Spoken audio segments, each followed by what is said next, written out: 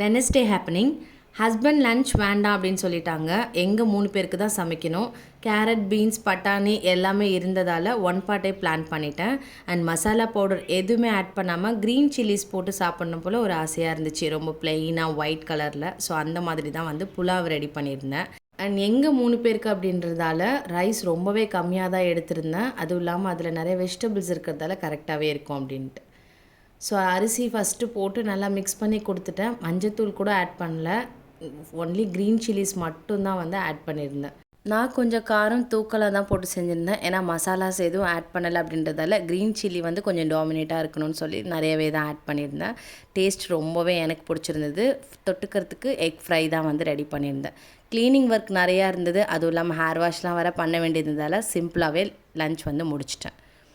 And இந்த சம்மரில் எனக்கு ரொம்பவே கடுப்பான ஒரு விஷயம் இந்த ஹேர் ஆயிலிங் பண்ணுறது. ரொம்பவே கடுப்பாக தான் இருக்கும். பட் என்ன பண்ணுறது, அது பண்ணாமல் விட்டோம்னா வீக்லி ஒன்ஸ் ஆகுது தலையில் ஒரு முடி கூட இல்லாமல் போயிடும். அண்ட் ரெஃப்ரெஷ் ஆகிட்டு வந்ததுக்கப்புறம் ராகி ப்ரௌனி ஆர்டர் இருந்தது. ஸோ அதுதான் பண்ணியிருந்தேன். கஸ்டமர் சூப்பராக ரிவ்யூ கொடுத்துருந்தாங்க. நாளைக்கு ஷார்ட்ஸில் பார்க்கலாம். பாய்.